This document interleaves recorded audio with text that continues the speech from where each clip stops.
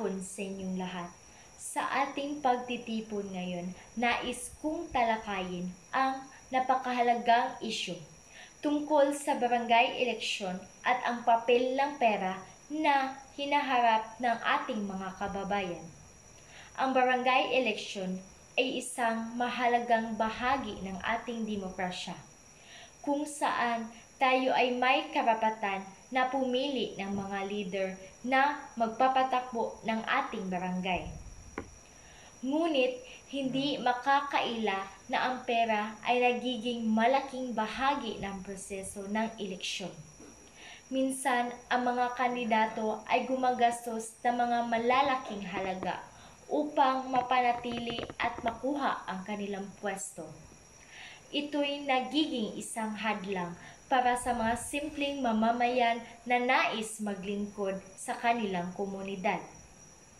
Ang ganitong kalakaran ay maaaring magdulot ng korupsyon at hindi laging napupunan ang tunay na pangangailangan ng barangay.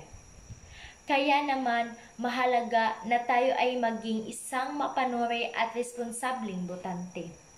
Huwag tayo magiging biktima ng isang pera politika. Sa mga kandidato, huwag lamang tayo magpadala sa mga pangako at matamis na salita. Ang kanilang mga plano at programa ng barangay ay mahalaga. Huwag tayo maging biktima ng panloloko at pundo ng barangay ay may layunin na magbigay ng makabuluhang pagbabago sa ating buhay. Dapat nating tukuyin ang mga leader na may malasakit sa ating barangay, hindi ang mga leader na may malalaking pundo. Ang hinaharap ng ating barangay ay nakasalalay sa ating mga desisyon. Ito ang oras na magkaisa tayo para sa isang mas makatarungan at maunlad na komunidad. Sa huli, tayo po ay may kapangyarihan na itaguyod ang integridad at transparensya sa pamamahala ng barangay.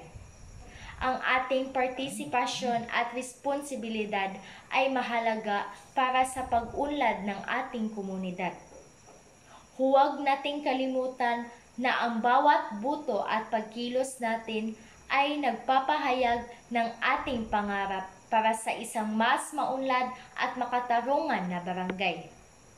Maraming salamat po at naway magtagumpay tayo sa pagpili ng mga leader na maglilingkod para sa ikakaunlad ng ating barangay at sa pagpapahalaga ng pera na nagbibigay buhay sa ating komunidad.